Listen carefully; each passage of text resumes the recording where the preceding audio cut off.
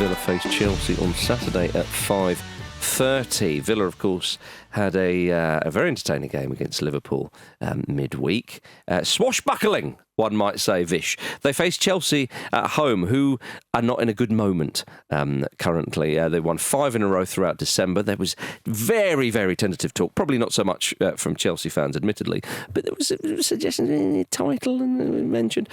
Seems rather a long time ago now. They've only won 2 of their last 9 in the Premier League. They're out of the Cups, and they're not really scoring that many goals. No, it feels like they're more of a team of individuals that people feared they might be at the start of the season. And every now and again, it feels like you know, Cole Palmer gets pushed further and further back and picks up the ball from deep. And if he's not doing that, he's shrugging his shoulders at the other end of the pitch because someone hasn't done something right. Everything feels a bit more disjointed, whereas before it felt more fluid. Everyone felt on the same page. They are still creating chances, but I suppose, you kind of have to look into the quality of those chances. I mean, doesn't that just suggest that it's the optics, really? Because I guess... Well, you mean like the shrugging? Yeah, I think so. Because you wouldn't really notice that if they were still of course, winning games regularly. I mean, the fact is they're just incredibly reliant on Cole Palmer. And really, they've been lucky that he's been putting it in the back of the net with the sort of regularity since he joined Chelsea that really an elite striker would, whilst creating stuff at the same time. But whether we've a right to expect that or they've a right to expect that in the medium term, I think is a question. And this is probably the point where you're not really looking at Maresca, although funnily enough, this does kind of align with that dip that Leicester had when they were miles away at the top of the Championship, and then it all got close in early spring last year. So, maybe it's conditioning, because I think, when you start to fall off a bit physically, that does affect your clarity. In terms of taking chances. So, but I think really, if there's a problem at the moment, it underlines that they should have gone and bought a big striker in the summer rather than relying on Jackson for the entire season. Yeah, I mean, Jackson's missing at the moment as well as Madueke, so that's pretty massive for them as well. I think they've got 8 players out injured in total, and then obviously Mudrik's suspended. So, we're seeing it all over the league, aren't we? Like, at this point of the season, you've got these kind of like skeleton squads almost. I mean, skeleton's probably a little bit extreme. But it kind of makes this pretty interesting tie. Like, Villa themselves are on a quite long streak without a win in the Premier League. Obviously, getting a point against Liverpool might feel like a win in some circumstances, but Chelsea themselves they've only beaten West Ham and Wolves recently in that long run, and they're 2 teams who are obviously in far worse shape than Villa are. And the other 2 in all competitions are Shamrock and Morecambe, aren't they? Yeah. So I think this could be a really fun game. Ooh, Jim's tagged it as a fun one. I would agree with that, because Villa, they've had so many different centre-back partnerships this season, and they might be getting another one because Axel Disasi can't play against Chelsea because he's on loan. And so it feels like, in a very un-Emery way, he's like, okay, we can't guarantee that we're not going to ship goals now, so everyone go the other way. Yeah, it feels a bit more does boom feel and like bust. they've done that. Yeah, and I think that will play into Chelsea's hands, because it will open the game a bit more. It will give their attacking players a bit more opportunity to express themselves. I feel like Maresca should do quite a simple thing and almost just... Do you remember there's that story about Neil Warnock when he took over at QPR, and he said to Adel Taarabt, I don't want you coming in our half. Yes, right. You kind of need to say that to Cole Palmer now, don't you? Yeah. He picks up the ball from too deep. You almost want to fine him every time he comes in. So you need someone else to go deep there. But, I mean, I'd be surprised if, Palmer isn't central to...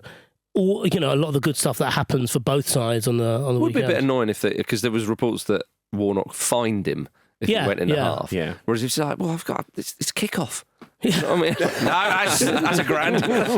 Warnock just looking at his account and being like, this will be good. Yeah, no, you're going to get it from the kickoff, so you've got to be on. When you say Chelsea could profit from Aston Villa being a bit more open and so on, I understand why you're saying that, because it does feel like Emery's doing it. It nearly worked for them against Liverpool. I mean, on another day, they put away one of the chances at the end of the game. I know Núñez missed a sitter as well, but they'd have come off feeling like, we really could have won that. And I feel it's quite an interesting it's a very small sample size. It's a sample size of 1. But with the loan signings of Rashford and Asensio as well, you can see what Emery's thinking. You can see that he's trying to kind of go, right, there's a danger with Villa's season that it kind of just slowly grinds to a slow stop come May. And you think that's the danger? Because I think it was the danger. Right. I think much has been made of their performances and results after European ties, and they're in the last 16 of the Champions League with a very, very nice looking route. Indeed, those games, that they will take a lot out of them. Yeah, I think that's it. And if they can progress, suddenly the pressure, everything ramps up enormously. They need the squad, basically. Exactly. And I think that I think the signings of Rashford and Asensio are paying off again in the small sample size we've had, because it gives them a little bit of vim and vigour up front and some depth as well, which is what they've struggled with. But you saw against Liverpool, we talked about it on Ramble Reacts. They look quite potent in attack, whereas they're not sharing the goals as much as they did last season. If you look at the stats, they are 17 goals fewer this time than last time. Watkins is obviously scoring a bit, but John Duran's gone. And you look at the other names in the squad. Yeah. Again, they're not quite there. I think that it massively lifts the crowd is important as well, because Villa Park is just such an asset to them. But it's quite interesting how not just Emery has changed Villa, but Villa's changed Emery. We think of him as quite sort of wait and see football. It's not really been that at Villa. Now, obviously, you could say that at the moment because they're decimated in terms of defensive numbers. It's like, what do we need to go out there and get? Let's go and get Rashford and Asensio. Yeah. Let's go and get so many attacking players that we can't fit Daniel Marlin in the Champions League squad. Yeah. The thing I love about Asensio is it's such a child's answer to Villa's problems. Yes. Or Villa's quote unquote problems. It's like, I don't know, he bangs it from range. He's pretty silky. He's won loads of stuff. Yeah, got to get him in. Like, I would make that move in a heartbeat, but I shouldn't be trusted. But Rashford, though, Emery said to the board, I want Rashford. Apparently so. Yeah. It seems like quite an obvious thing to do, but clearly Emery's going, right. But you get depth. You talked about depth there. It's not just depth game to game, week to week. It's depth within games. Sure. If you think of that Liverpool game, they bring on Jacob Ramsey and Daniel Marlin. Yeah, they were great when they came on. To replace Rashford and Asensio. Totally, and they're almost like, whichever way around you want to make that switch, you almost have closers now, don't you? That's right. You need to up the tempo, keep the tempo going, or close things out. Yeah. Marlon nearly won it at the end. I know he didn't actually do it, but it shows you they've got the ability in there to do that. I think we're all really looking forward to Marcus Rashford's first goal for Villa, right? Yes. And I hope it comes this weekend.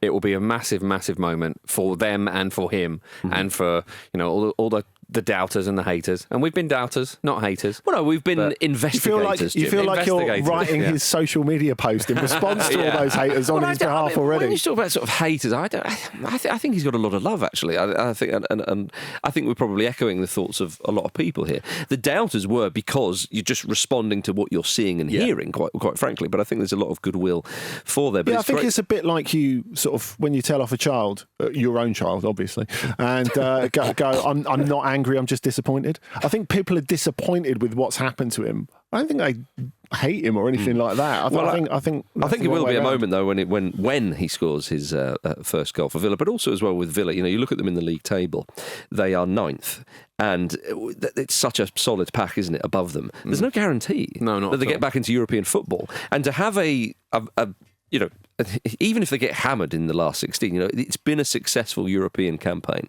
They qualified in the top 8. It's impressive for a side who have not been in that position before. Or go back to the European Cup, but you understand what I mean. But to do that and then next season, no European football. I think that is the thing. They have to be top 5. Exactly. And those signings in January really reflect that the club know that. Yeah. And also they spend an enormous portion of their turnover on wages.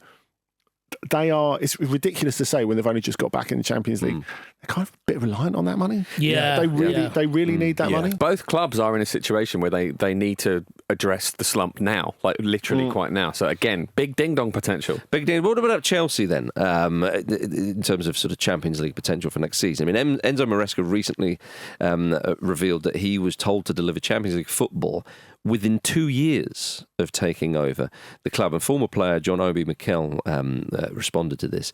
He said, "Who the fuck has told them that? Are you fucking kidding me? This is Chelsea Football Club. This is a Champions League football club. I can swear to you right now, you are, John. I've never watched a fucking game in the Conference League. I've never watched it. I don't care about it. That's not who we are." Because you need to go to UEFA TV. John Obi. Yeah, I mean, we've got that quote written down in front of us, and even though I know John Obi Mikel said it, I can't not read it in Danny Dyer's voice. Is that right? Even though I know he's a West Ham fan. Who the fuck has told him that? Are you fucking kidding me? Yeah. Again, Spanish officials, that is offensive. But I think, it's, excuse me, Chelsea, if they're struggling this season, next season, I mean, it would be a huge boost for them, of course, as any club to get them in the Champions League. But it's not just about playing football. And people say, but the game. It's about who you then can sign.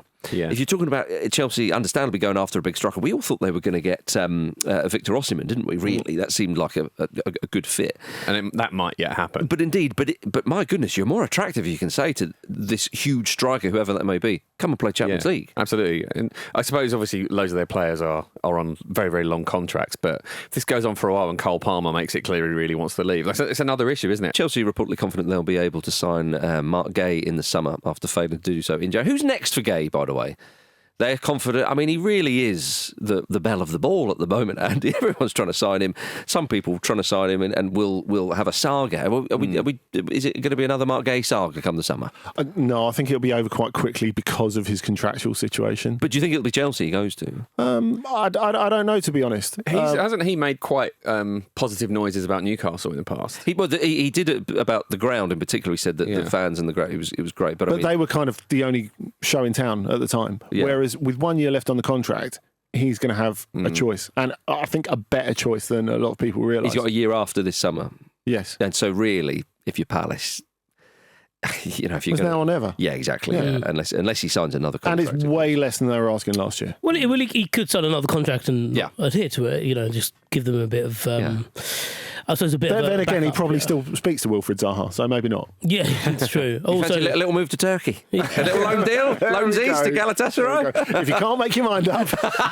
Also, it'd be annoying. You'll be in good company, I'll tell you that. If he goes back to Chelsea, he's like, well, Mark, so this is what you won before. We still had years to run on this. If you just want to take that, probably not. They are. Now, Chelsea are one of several sports clubs to have claimed millions of pounds in taxpayers' money. What? From HMRC through a tax scheme designed to support innovations for the public good in science and technology. It's good to know it's going to those worthy places. One of the caveats is that it has to benefit the overall field and not just its own business. So some of the clubs just won't explain what they've been doing. It's like, that's not part of that's literally not part of the deal. Yeah, well, when Chelsea were asked to explain what they'd done to qualify, the club declined to comment. Mm-hmm. Well, what could they say? I don't know, like João Felix for a little bit? Yeah. Does that count? We gave him a lab coat. Yeah. There's a picture here. He was doing some science. Look what nice hair he has. That's good for everyone, isn't it? Brentford got a bit of the money, didn't they? They did. Yeah. So that is interesting because I only know this because I know someone who works at Brentford who also happens to work in cricket as well. But they do a lot of research and publish papers on various different things because they do a lot of this stuff in house, but they do tend to share it. I don't know how publicly available it is, but they do share a lot of their learnings to whether it's like local businesses or also other teams as well. Brentford are quite good when it comes to cross-pollination in other sports and seeing what they can learn here and there. Which is what this kind of thing is all about. Yeah, so presumably that's what they'd be doing with it. But I don't know who's listening to Chelsea about that. But what you're saying to me is that, because Brentford are forward-thinking and they're not quite as big a club as Chelsea, it's fine for them, a Premier League football club, to be taking millions of No. He didn't say because they're not as big as Chelsea. I think it's... I don't know. I think this is largely bollocks, but I don't think, at the very least, that's probably what they might be doing with it. I don't think they need taxpayers' money to do that. No, but I think that's what they're doing. I think that's the point. No Premier League club. That is not a good use of that loophole. Dundee United did the same, and they used a company called ZLX to figure out the tax complications of that. And there was an article in the Times that all this stuff comes from, and there's a fantastic line from that, which is the company was criticised in a recent Scottish court case for what the sheriff found was a proposal to make an R&D claim on behalf of a fruit and vegetable company for installing a fridge. So that loophole is gaping, we must say. Presumably that sheriff was Desperate Dan as well. The Sheriff of Dundee. All right, coming up after this, Dan Byrne's been serving some pork chops, and we hear of some classic German pre-match inspiration. We won 5. Can I finish speaking? Are you going to interrupt? Can I finish speaking? Okay, because I don't interrupt your question. Okay, so don't interrupt mine. Show some fucking respect. So, sorry for the language.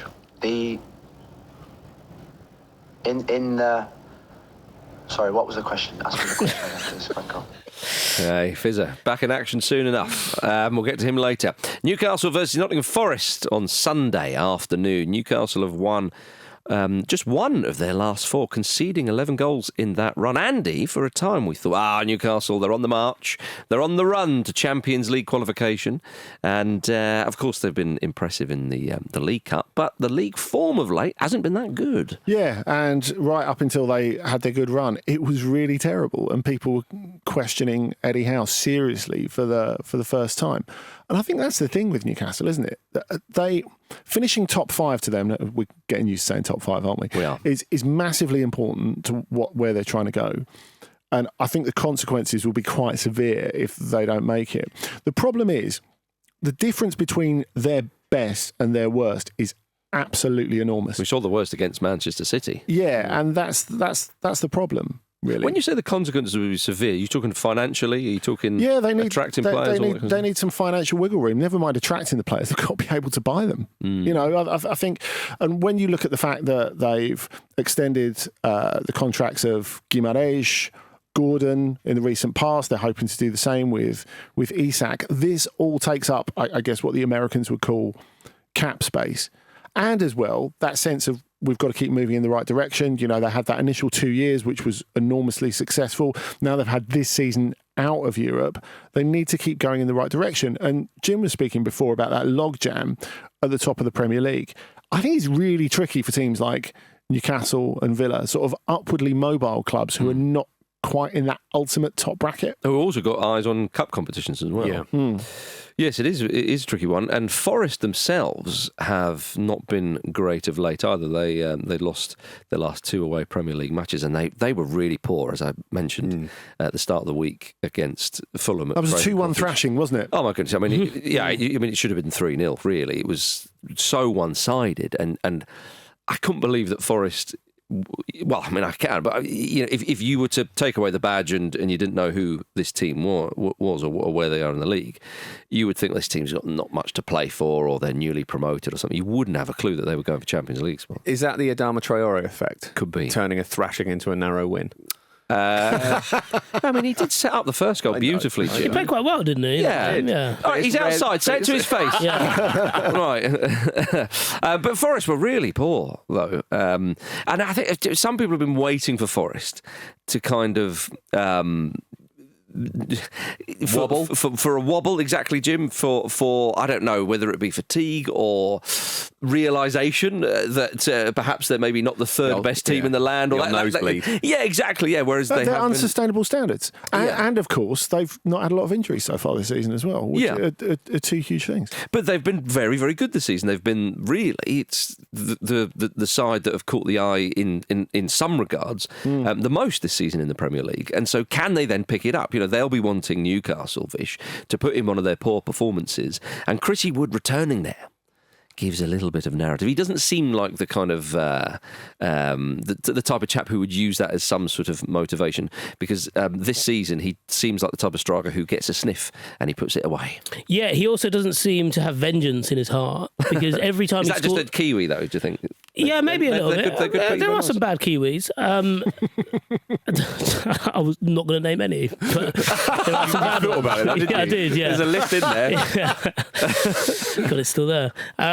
But he seems to be someone who, every time he scores a goal, he still has that, how cool is this? Yes. There's no point of like, oh, what did you expect? It's me, Chris Wood. And but at the same moment, though, you're right, but I think there's almost a bit of my whole career was gearing up for this season. There's ice in his veins. Yeah. So I agree with that, I mean, Finally, that deal with the devil is paying off. well, he scored 18 league goals this season, and against Newcastle United. But there will be an element of this is the club that sold me, but you wouldn't put it past him. But if he's looking for that catharsis, he already got it a couple of years ago, didn't he? Last season, Well, the hat-trick. Yeah, last season. Yeah. Yeah, well, that's true. I'm forgetting that. Yeah. And I think I think the interesting thing with him, and I think it's something you don't really expect from strikers, but he's so just belt and braces with how he finishes, for example, and it's so repeatable that we've gone past talking about form. He's just a reliable frontman now. Yeah. And the issue seems to be not necessarily around him, and not that he's the only one pulling his weight, but there's so much that goes into or has gone into Forest being good, being like so defensively reliable, just constantly hitting teams on the break, that it feels like, anecdotally at least, in the last week or so, last couple of weeks, that they're not quite getting the break of the ball on counters, for example, or they're not getting a situation where they have an immediate overload quite deep in their half and it just requires 3 passes to get a chance on goal. Yeah. And I don't really know how you correct that, to be honest, beyond just keep trying, because if you look at the underlying numbers behind Forest up to this point, they've been overachieving in basically every metric. Oh, totally, yeah. And so, is it catching up on them? It might be, but they do look more, as a squad and with the individuals in there, they do seem like strong enough to wear it and kind of ride it out and move on positively into the rest of the season. Well, you'd hope so. I mean, it was interesting. Again, I go back to last weekend against Fulham. Nuno started the game with a back three. And we know he loves a back three. And is he trying to phase that in? Because if he does, perhaps there was a personnel issue there, but I'm not sure that's the answer. I know Hudson-Odoi was coming back from injury and he came on. And when he came on and they went to a front three, they looked better. As I say, they didn't look like they were going to bother Fulham that much, but there was a little bit more something in that player's system. I think he said afterwards that he wanted the width. Right, exactly. Yeah. There was very little width against Fulham, a team who play with a lot of width. And I wonder, I mean, everyone seems to be fit. Well, a couple of injuries. But I think in that system that they've been playing largely this season, it's getting the best out of everybody, and they know their jobs, etc., etc. And the width that they've played with. So perhaps we'll see, if we see that again against Newcastle, I think that'll be something. Because when I saw them line up, it was really trying to sort of stodge the middle of the pitch up, and it didn't work. But again, probably a personnel issue. Also, I mean, they got battered 5-0 recently, and then responded by winning 7-0. Yeah, exactly. So who knows what you're going to get from them? Indeed. From a Newcastle point of view as well, it's Joe Linton's still missing. I think that's been a big part of, it's of their huge. drop off, isn't it? It's huge. They tried Longstaff in there and Joe Willock as well. The talk is that Lewis Miley will get the nod at the weekend. So it'd be interesting to see how he's developed, really. He played a lot last season, didn't he? But to my knowledge, he played a bit less this season. Well, because of injury, really. I mean, he's almost paying the bill for how much he played last season. But I think as well, it's impossible to replace Joe Linton in terms of his athleticism. There's just no one like him. His presence as well. Yeah, there are not many Premier League midfielders like him at all. But I think this is interesting because we're talking about Newcastle aiming for that 5th spot. We've talked about that 5th spot as being something for Newcastle or Villa or even Bournemouth to crown what's been an incredible season. Actually, it might be Forest. Because if they continue to drop off a little bit, they might end up qualifying for the Champions League, even if their final third of the season is not commensurate with the first 2/3. Yeah, well, I think that's fair. Are you looking forward to Chrissy Wood against possibly Big Dan Burn if he's played centre-half again? Oh, that's a meaty matchup, isn't it? It is a meaty matchup, Andy, and that leads us meatly on to Dan Burn, who was seen working behind the counter at a butcher's in Granger Market this week. What's happening down Granger Market Way, Andy? Are you familiar with that part of town? Yeah, of course. Go on then. So what's the, for those of us who don't know it? Well, it used to be quite spit and sawdust, right. And now it's becoming quite trendy. Is it? Yeah. So what's happened here? Hence you know about it. Yeah. That'll be it. Has Dan Burn realised how massive he is? And he's just going around going, I can basically do whatever I want. It's all right being a butcher for a bit, isn't it? But What if he wants to have a go at like open heart surgery? Yeah, good point. Is this safe for the people of I Newcastle? think the problem is, if you're Dan Burn, you can't really go about your business and not be spotted doing it. You might remember that photo that Sam Fender did when he played a big show in Newcastle, and you could just see this sea of people and this one bloke popping out over the top, and you're like, oh yeah, Dan Burn went to it. Well, he was serving customers in full Newcastle training kit. I love that. He does look like a butcher, doesn't he? There's something about I know what you mean. about a butcher about him. Yeah, apparently it's a part of the club's initiative to see players mix with the local community. I mean, that's quite nice. It's quite nice, isn't it? It is. Who's it Has he coming? washed his hands? Look, he's just helping out with the community. Leave him alone. Yeah, exactly. Leave off. Right, you mentioned Joel Linton earlier, or Hua Linton, Andy.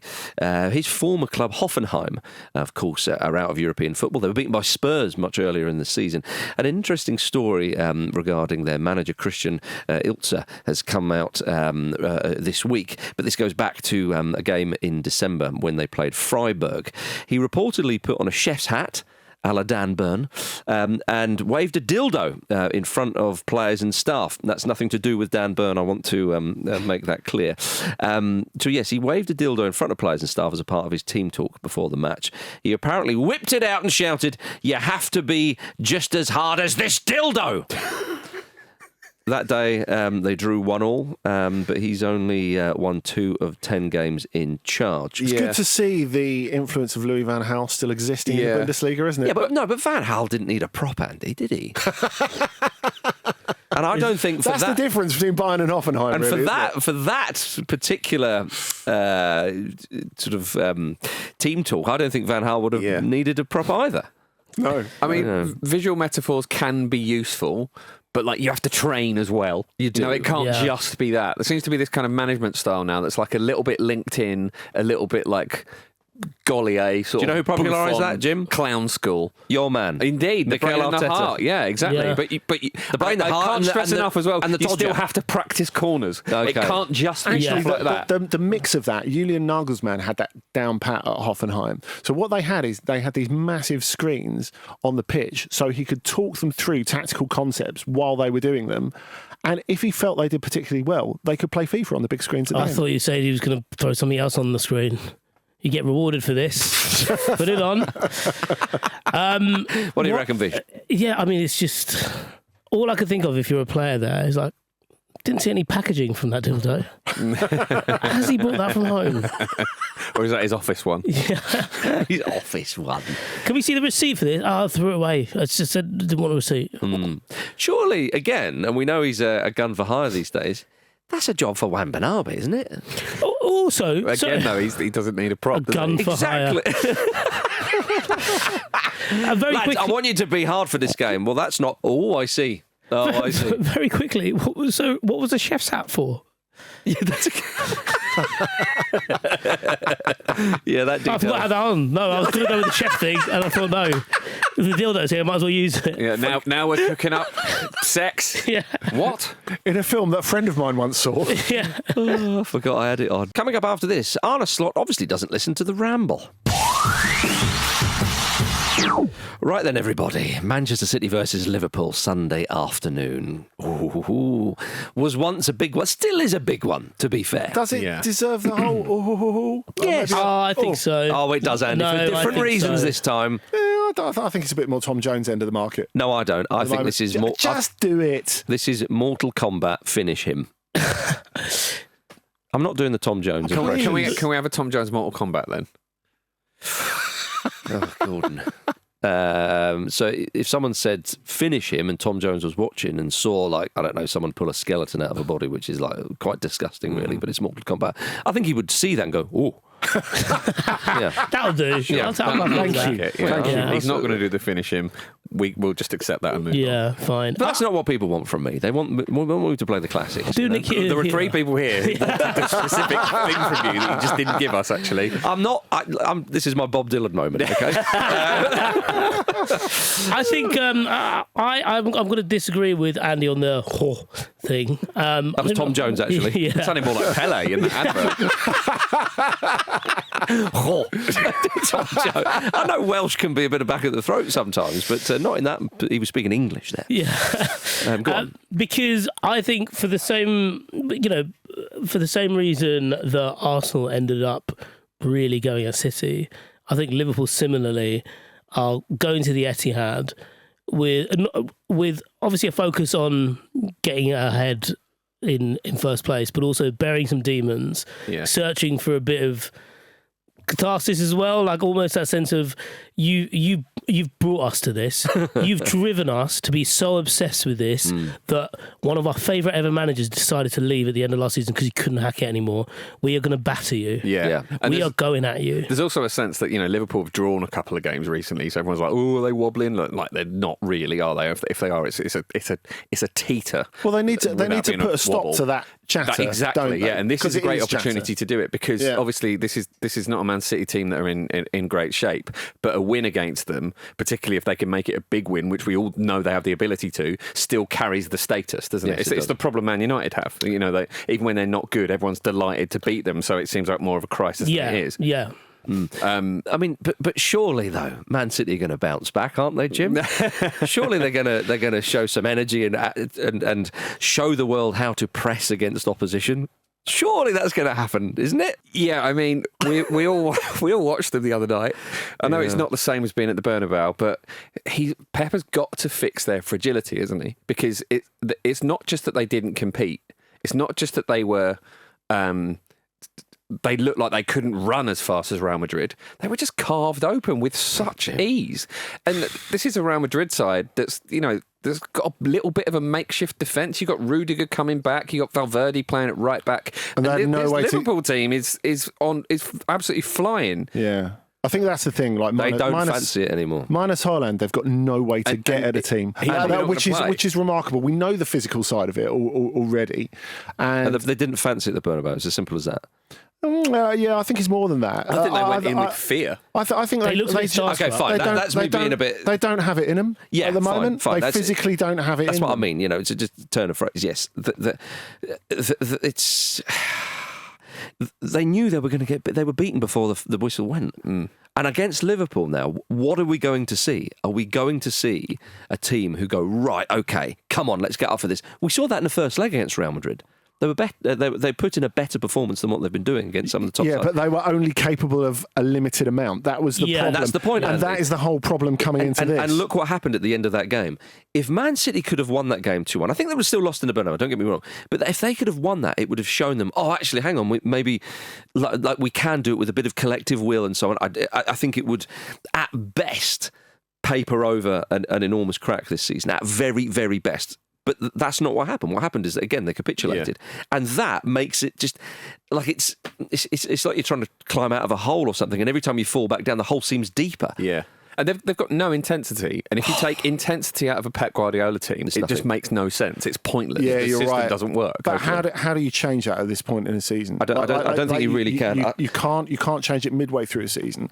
But I think we have to be realistic in the fact that Manchester City have won everything. They've won those 4 successive titles, 6 of the last 7, and really, if anything's surprising, it's that the drop off doesn't come earlier.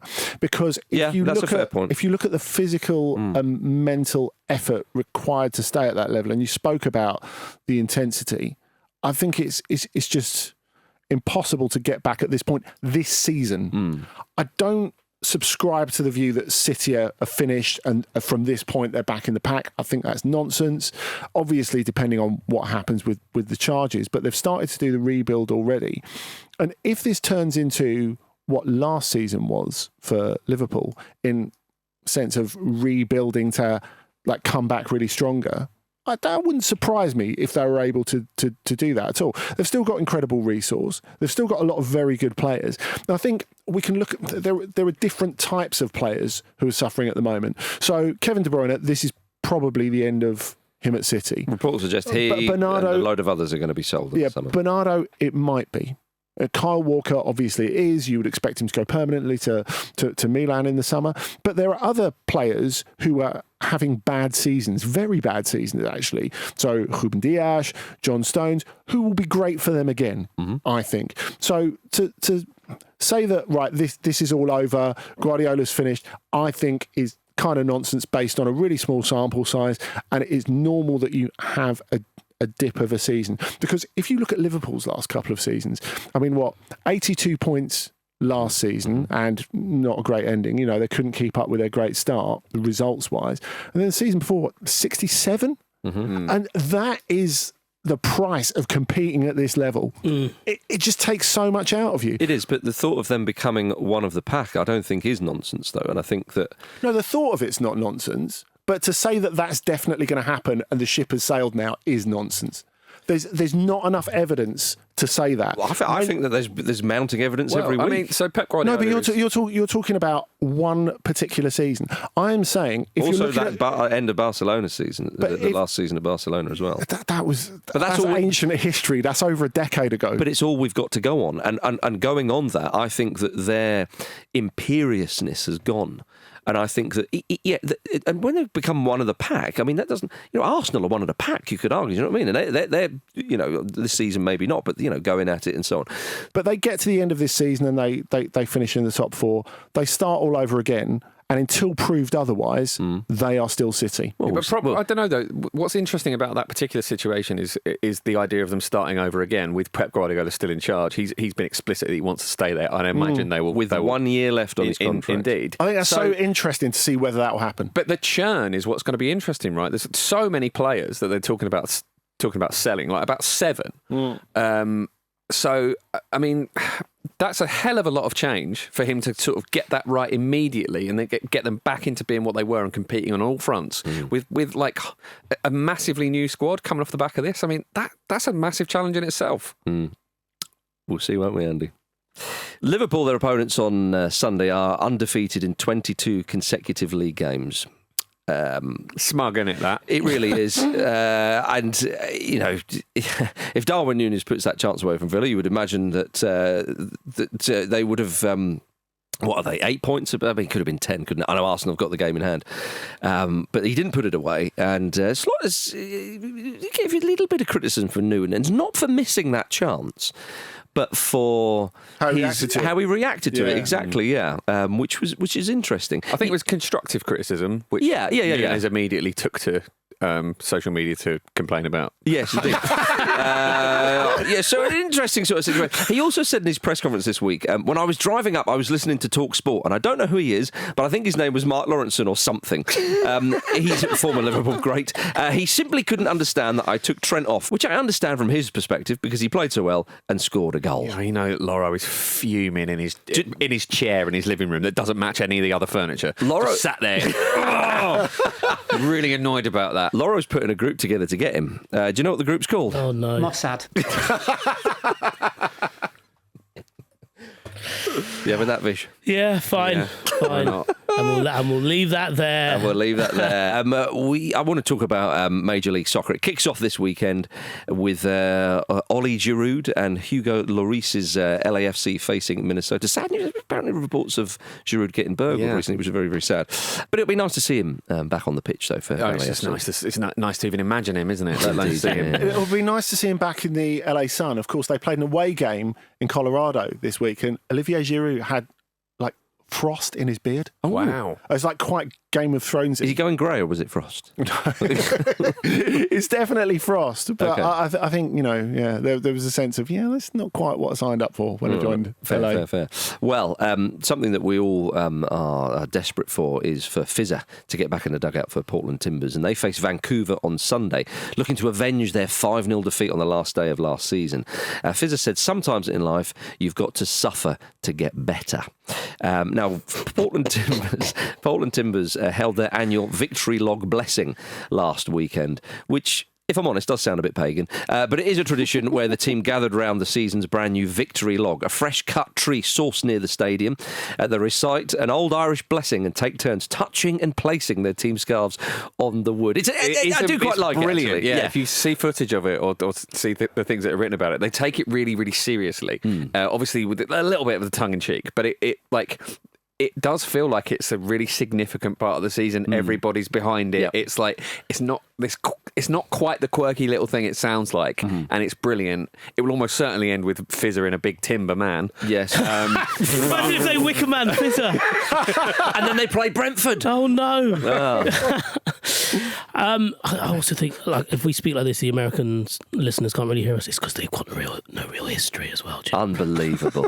Unbelievable. So they have to do stuff like this. But I like it. I do love the tradition of the log being cut when they it's score. so It's when they score, isn't it? Yeah. So a chunk being... I'm really intrigued by this. Like, if they have a really, really brilliant season and they run out of log, do they have to get an emergency log in? Yeah, presumably. Humans, The limbs.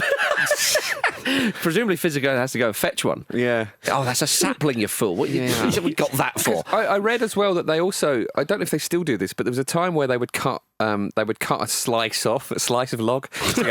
See how practical I am. You're dressed like a lumberjack as well. I am, yeah. I like the way you're doing Absolute kung fu fraud. chop with your hand. But yeah, I don't know how it works, mate. Maybe In you my can do that. head, Jim's using one of those dad knives that, it's got his not pen automatic knife. ones. Yeah. We need to, if any Timbers fans are listening, we do know there's at least one or two, Yeah. they need to get in touch and tell us more about this. Yeah, but I know that they cut a slice of log off when They they repelled a free kick as well. Oh, is that right? From Oh, a wow. wall. Oh, right. Yeah, so that's a lot of slicing. A lot of slicing, a lot of cutting, a lot of I chopping. feel like that the free kick thing was brought in when they weren't scoring enough goals. Yeah, And we've got all this It's got a log bit- left. Yeah, yeah. that's probably from Fizzer's early days, isn't it? Yeah, Actually thinking about it. Indeed. Dean Smith also said you're an encyclopedia of football. A what? An encyclopedia of football. I don't know what that means. Yes, I mean, it's starting to become a bit like the Premier League in City's years of plenty, isn't it? Last week, Vish retained his belts again, beating Luke and Jim. How does it feel to be the ogre of this game that no one likes, Vish? Just the City comparison made me think there was an impending court case as well. They can't take this away from me, can they? Let's not rule out legal actions. We're not going to go back through the weeks and be like, well, there you are. Stripped of Jack's Encyclopaedia belts. God, that's proper disgrace, that. Yeah, it would be, yeah. How many charges are you going for? What are they, 130? 131. Well, of course, it is just a simple game of categories. If you go too slow, I'll play Gary Neville's orgasm, which will leave you 7 seconds. A tough opening one this week. Every set of brothers with over 200 combined Premier League appearances. What?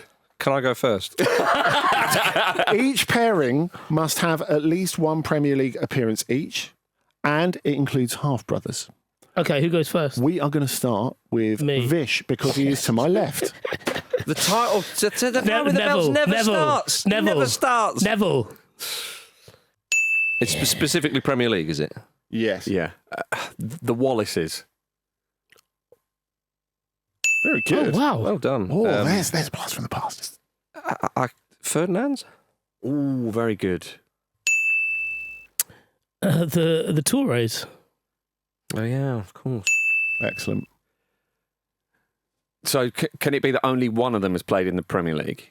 No, they Both of them have to have. both have to have had Right. at least one Premier League appearance each. The Longstaffs? Oh, yeah.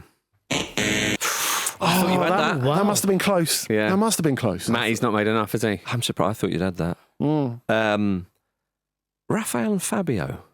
Oh, that's a lovely That's shout. an excellent one. I don't know. There's enough, is there? Yeah, surely though between them. I can't Oh, believe. wow. I can't believe that's not on there. That's a really hard one. But maybe that's Premier League. If this is Premier League, yeah, Yes.